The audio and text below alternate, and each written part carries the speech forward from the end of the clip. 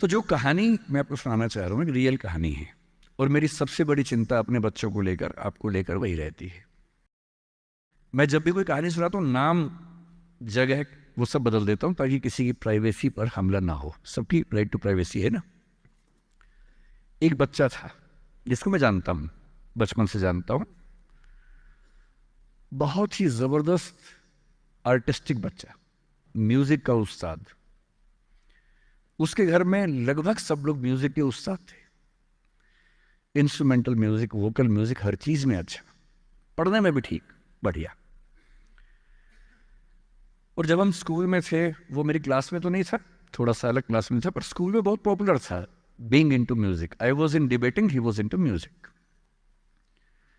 और बाद में उसने हमारा स्कूल छोड़ भी दिया कुछ समय के बाद, फिर वो कहीं और चला गया। फिर हमारा मिलना नहीं हुआ। उस समय ना तो व्हाट्सएप था ना यूट्यूब था, तो बाद में मिलने का स्कोप भी नहीं रहता था। जो एक बार चला गया वो चला ही जाता था उस समय। अब तो बच्चे जिंदगी भर दोस्त रहते हैं। फिर जब मैं दिल्ली यूनिवर्सिटी में आ गया, ग्रेजुएशन कर चुका था, उसके बाद अचानक मुझे एक बचपन का दोस्त मिला जिसने मुझे एक इंटरेस्टिंग क्या डिवास्टेटिंग बात बताई। तो बात चल रही थी कि स्कूल के दोस्त कहाँ कहाँ हैं, क्या कर रहे हैं। तो बातों बातों में उसका जिक्र भी आया। तो मैंने बड़ी उम्मीद से पूछा, मैंने कहा वो तो बॉम्बे चला गया होगा, फिल्म इंडस्ट्री में चला गया होगा। तो मेरे दोस्त ने पूछा कि तुम्हें नहीं पता उसके बारे में? मैंने कहा नहीं। उसने कहा यार वो जेल में है, and he was one of the most creative students of our school. मैंने कहा जेल में क्यों है? बोले सच में नहीं पता। मैंने कहा सच में नहीं पता मुझे। बोले वो ग्रेजुएशन करने के लिए जब गया तो पता नहीं क्या हुआ, उसकी थोड़ी संगति खराब हो गई। बैड कंपनी जिसको हम बोलते हैं, जो इस उम्र में अच्छी लगती है, वही वाली। तो कॉलेज लाइफ में थोड़ी बहुत बैड कंपनी सबकी होती ही है, हल्की फुल्की होती है, एक सामान्य बात है। अच्छा, बच्चा बच्चा ना रहे ये भी तो अच्छी बात है ना। थोड़ा बचपन तो जीना भी चाहिए, थोड़ा शरारतें करनी भी चाहिए। पर किसी किसी का दुर्भाग्य होता है कि ज्यादा हो जाता है। उसके साथ ऐसा हुआ। उस सब प्रोसेस में उसको ड्रग्स की आदत लग गई। और ड्रग्स एक ऐसी चीज है, एडिक्शन ऐसी चीज है कि उसमें वन वे रास्ता होता है, टू वे नहीं होता है। आप जा सकते हैं, वापस नहीं आ सकते। मतलब 1000 लोग जाएंगे तो उनमें से एक आध वापस आएगा, वो भी इतने मुश्किलों से जो ऑलमोस्ट इम्पॉसिबल है। I have seen many such cases. Social welfare department से मेरे कई दोस्त ऑफिसर से, तो मैं उनसे जब पूछता हूँ बताते हैं मैंने ऐसे लोगों को देखा है 10-10 साल से स्ट्रगल कर रहे हैं एडिक्शन से बाहर आने के, नहीं आ पा रहे, खत्म हो गए हैं। उस बच्चे को ड्रग्स की आदत पड़ गई कॉलेज में जाके, पेरेंट्स को पता ही नहीं था। तो जब पेरेंट्स को भनक लगी तो उसको दबाव बनाया कि तुम घर आ जाओ। अब वो जिस कंपनी में था, दोस्तों वाली कंपनी में, वहाँ अब ड्रग्स बहुत महंगे होते थे, पैसे घर से बहुत कम आते थे, जितने पैसे एक मिडिल क्लास फैमिली दे सकती है। अब वो घर से ज़्यादा पैसे मांगने लगा, पैसे मिलते नहीं थे। उसको अपने ही घर के लोगों पर गुस्सा आने लगा। तो एक बार वो अपने घर आया हुआ था छुट्टियों में, और वहाँ भी वो कुछ कुछ करता रहता था। उसके पेरेंट्स ने उसको बहुत समझाया कि बेटा ऐसा मत करो। और एक दिन इस बात पे झगड़ा बढ़ गया। भाई आप पेरेंट्स की चिंता समझेंगे आज से 30 साल बाद, जब आपके बच्चे इस एज में होंगे ना, आपकी नानी मर जाएगी उस समय। नानी मरना एक मुहावरा है, इसका मतलब बहुत चिंता में रहेंगे उस समय आप।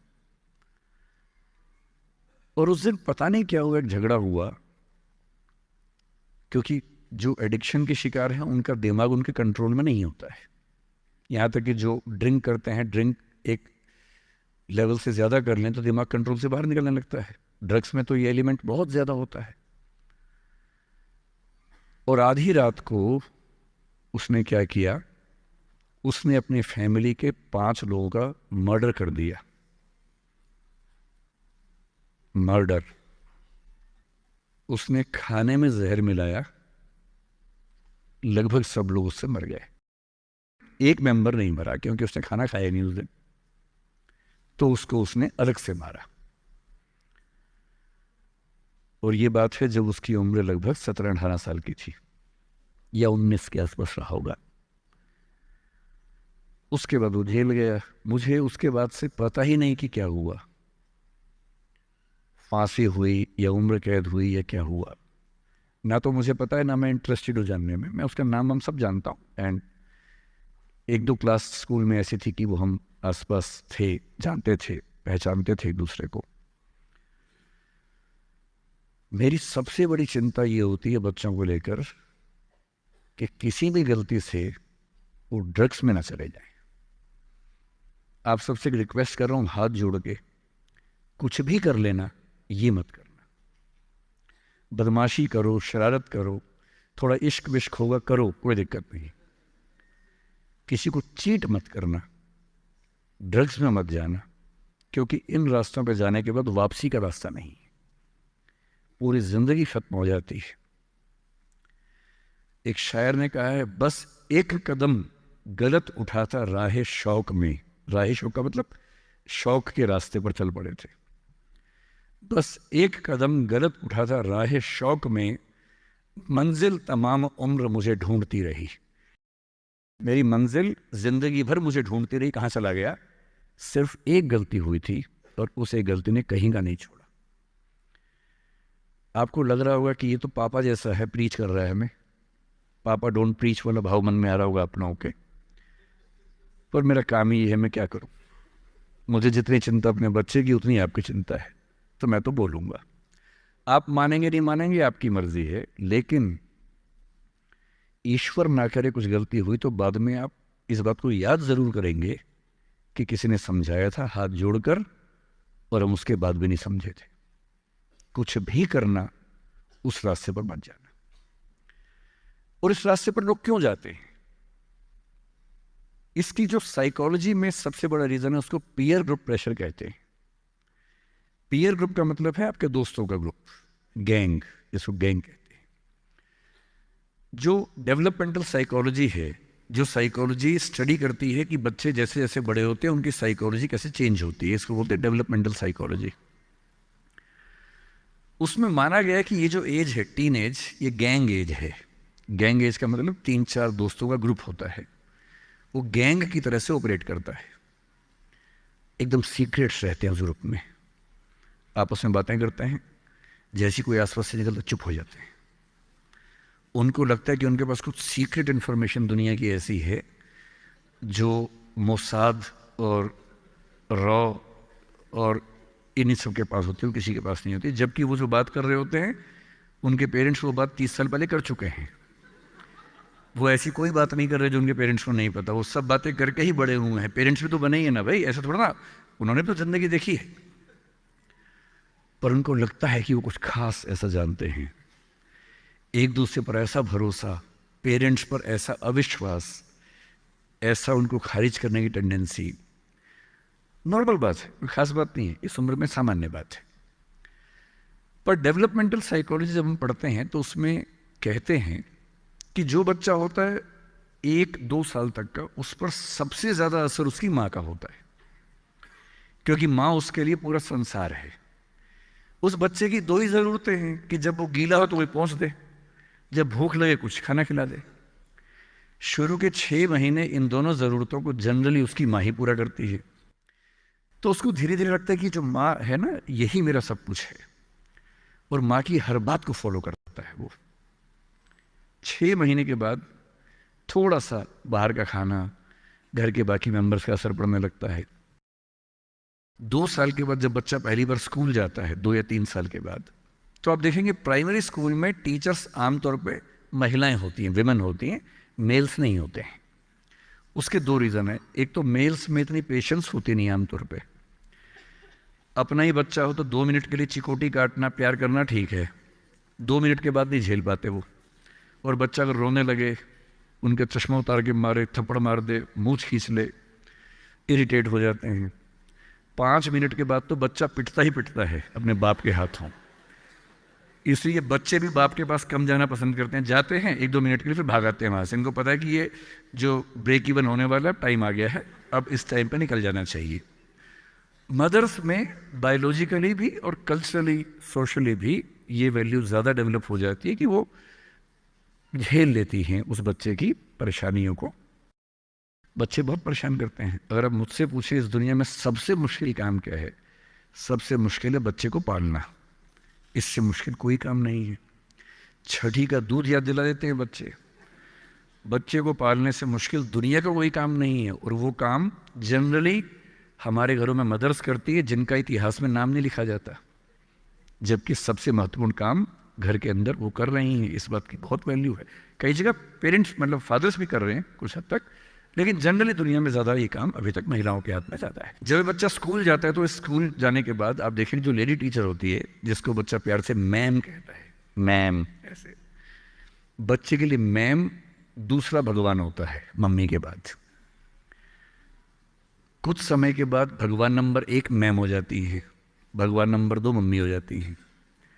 और अगर मैम ने कुछ कहा है और मम्मी कह रही गलत है, तो बच्चा घूर के देखता है कि तुम बताओगी मुझे, वो भगवान है वो तो मेरी।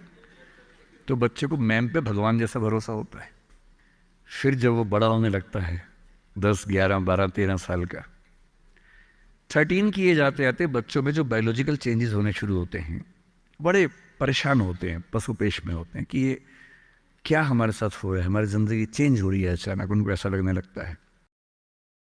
उस उम्र के जो हार्मोन्स हैं वो उनको पेरेंट्स से दूर करते हैं, क्योंकि उनको जिस तरह की आज़ादी चाहिए, पेरेंट जानते हैं कि ये उम्र सही नहीं है, तो पेरेंट्स रोकते हैं, समझाते हैं, फ़ोन का यूज़ कम करो, इंटरनेट कम करो, तुम्हारा दोस्त ठीक नहीं है, तुम्हारी कंपनी ठीक नहीं है, अच्छे दोस्त रखो, ये करो, वो सब करते हैं। उनकी मजबूरी है, उनको पता है कि ये उम्र फिसलने वाली है। और बच्चों को लगता है कि मैं जहाँ जहाँ आज़ादी चाहता हूँ, यही 2 लोग मेरे दुश्मन हैं।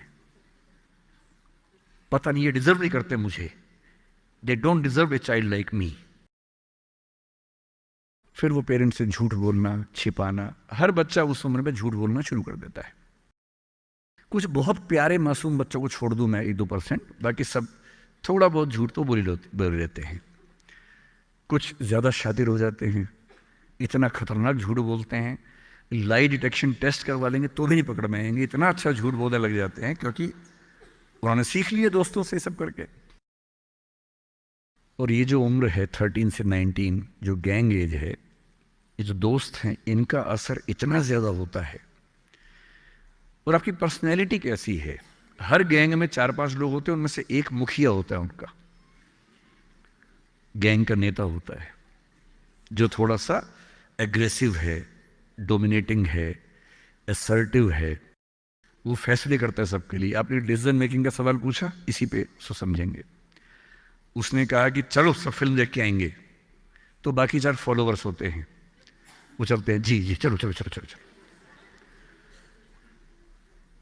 इन सबका सेल्फ रिस्पेक्ट का लेवल अलग अलग है। जो नेता है उसमें सेल्फ रिस्पेक्ट बहुत ज़्यादा है, इतनी ज़्यादा है कि वो दूसरों की सेल्फ रिस्पेक्ट की धज्जियाँ उड़ा देता है। वो ये मान के चलता है कि मैं राजा हूँ, जो मैं कहूँगा वही होगा। और जो बाकी 4 भेड़ बकरियां हैं, जिनमें कॉन्फिडेंस की कमी है, असर्टिव नहीं है, सबमिसिव हैं, दब्बू हैं, डरपोक हैं, वो बेचारे उसकी बात को फॉलो करते हैं। और ये जो 4 हैं ना, इन पे खतरा बहुत ज़्यादा है, क्योंकि जो नेता है वो पहले से बिगड़ा हुआ है, वो हैबिचुअल है कई चीज़ों का, और वो इन 4 को बोलता है आज हम सब ड्रग्स ट्राई करेंगे। पूछ नहीं रहा है, बता रहा है। अब इन 4 में से एक के मन में है कि ना करूं, मम्मी ने उसको 1000 बार समझाएगी बेटा ये मत करना, वो बेचारा बोल ही नहीं पा रहा, घबराहट हो रही है उसको। बड़ी मुश्किल से मिमियाते हुए एक वाक्य उसने बोला। मिमियाना मतलब बिल्ली की तरह से बोलना, कैट की तरह से बोलना। उसने कहा यार मम्मी ने कहा था ठीक नहीं होता है। अब उसके बाद जोर से ठाका मार गया, ये देखो मम्मी का बच्चा, ये देखो मम्मी का बच्चा, इसको दूध पिलाओ इसको, बच्चा है ये तो बड़ा ही नहीं हुआ, ये तो मर्द ही नहीं बना अब तक। हम तो मर्द हैं, हम तो बड़े हैं, हम तो ग्रोन अप हैं, इस बच्चे की सेल्फ एस्टीम, सेल्फ रिस्पेक्ट इतनी कम है कि डर जाएगा, एकदम घबरा जाएगा। 3 लोग बोलेंगे अरे कुछ नहीं होता, अरे कुछ नहीं होता, आजा आजा आजा आजा, अरे कुछ नहीं होता, कर ले ट्राई, हम भी तो कर रहे हैं, कर ले ट्राई। और इसी प्रेशर में ये बच्चा पहली बार ऐसी गलती करेगा। और मैंने पहले ही कहा कि रास्ता एक तरफा है, वापसी का रास्ता नहीं। इस प्रेशर को बोलते हैं पीयर ग्रुप प्रेशर, दोस्तों का प्रेशर। मैं अपने बच्चे को केवल एक बात सिखाता हूं, बाकी पढ़ाई लिखाई तो मुझे पता है ज़िंदगी में जब कोई करना चाहेगा कर ही लेगा। इंटरनेट की दुनिया में, गूगल की दुनिया में, आप क्या मतलब मैं क्या पढ़ा दूंगा आपको, टीचर क्या पढ़ा लेंगे, सब गूगल पे उपलब्ध है, सब ऑनलाइन अवेलेबल है। जो टीचर बनना चाह रहे हैं समझ लें, अब टीचर का काम नॉलेज देना नहीं है, नॉलेज आपसे ज़्यादा, आपसे बेहतर गूगल पे है। अब आपका काम उससे ज़्यादा बड़ा है। क्या है अभी डिस्कस करेंगे।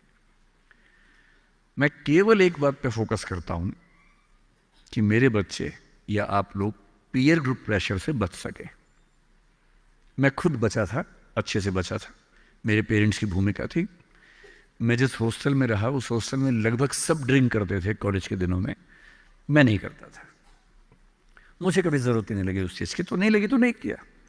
अच्छी बात सिर्फ इतनी है, मैं ये नहीं कह रहा कि ड्रिंक करना अच्छी बात है कि बुरी बात है, वो तो इंडिविजुअल फैसला हर किसी का है, लेकिन मैच्योर होने के बाद, बचपन में नहीं। मैं सिर्फ ये कहना चाह रहा हूं कि अगर 4 लोग मुझ पर दबाव डालें और मैं उनके दबाव में आ जाऊं, ये ठीक नहीं। मुझे ध्यान है कि हमारे हॉस्टल की नाइट चलती थी, फ्राइडे की रात है, वार्डन साहब छुट्टी पे हैं, 10-12 लोग एक कमरे में बैठे हैं, शराब की बोतल खोल ली है या बियर जो भी है, सबका मन है पीने का। वो मतलब एडल्ट्स हैं, 18+ के थे, वो शायद लीगली अलाउड होगा उनके लिए, मुझे नहीं पता। और जो लोग नहीं पीना चाहते उनको दबाव बना रहे हैं कि आ पी के दिखा, तू मर्द है तो पी के दिखा, बड़ा हो गया तो पी के दिखा। जब भी कोई ऐसा दबाव बनाए ना, इतना भी दबाव में नहीं आना है। जैसे कोई बोले बड़ा है तो पी के दिखा, आपको बोलना है मैं इसको पिए बिना ही बड़ा हूं। मर्द है तो पी के दिखा, मैं इसको पिए बिना ही मर्द रहता हूं। तुम इसको पी के मर्द बनते हो, हम ऐसे ही मर्द हैं भाई। दोस्त नहीं है क्या हमारा, तो क्या बोलना है? अगर तुम्हारी दोस्ती के लिए मुझे पीनी पड़ेगी शराब, तो मेरी दोस्ती के लिए तुम छोड़ क्यों नहीं सकते? अजीब बात है भाई। दोस्त, क्या मैं ही तुम्हारा दोस्त हूं, तुम मेरे दोस्त नहीं हो? तुम्हारी दोस्ती के लिए मैं ड्रग्स लेना शुरू कर दूं और मेरी दोस्ती के लिए तुम छोड़ नहीं सकते? अगर तुम छोड़ नहीं सकते तो मैं ले नहीं सकता। और दोस्ती अपनी जगह है, हमेशा ध्यान रखना। भूल के भी कभी कोई ऐसी डिमांड मत करना जो दोस्ती की हदों से ज़्यादा जाती हो। मैं साफ कह रहा हूं, मैं ड्रग्स के रास्ते पर नहीं जाऊंगा, ये काम मैं नहीं करूंगा। मुझसे दोस्ती रखनी है, इन शर्तों के साथ रखो। मैं किसी दबाव में ना आया हूं ना आऊंगा। इसको बोलते हैं असर्टिवनेस। अपनी शर्तों पे जीऊंगा, किसी के दबाव में नहीं जीऊंगा। जो गलत है गलत है, नहीं करना है तो नहीं करना है। एक शायर ने बड़ी अच्छी बात कही इश्क के बारे में, लेकिन यहाँ अप्लाई होती है। उसने कहा, वो नहीं मेरा सही, उससे मोहब्बत है तो है। भाई किसी से मोहब्बत है, नहीं हो पाया मेरा, कोई बात नहीं। वो नहीं मेरा मगर उससे मोहब्बत है तो है। अब ये रस्मों और रिवाजों से बगावत है तो है। अगर मैंने एक सही बात कह दी और वो रस्म रिवाज के खिलाफ है तो है, मैं क्यों डरूंगा? जो मुझे ठीक लगा, अपने ईमान के मुताबिक लगा, मैंने कहा तो मैं करूंगा। तो जो बात मुझे अपनी ओर से शुरुआत में कहनी थी मैंने आपसे कही है। और मेरा ख्याल है कि अगर आप सब बच्चों में से एक बच्चा भी मेरी बात सुन के गलत रास्ते पे जाने से रुक गया तो मेरा सिक्किम आना धन्य हो गया। मैं उसमें बहुत खुश हूँ, उससे ज़्यादा मुझे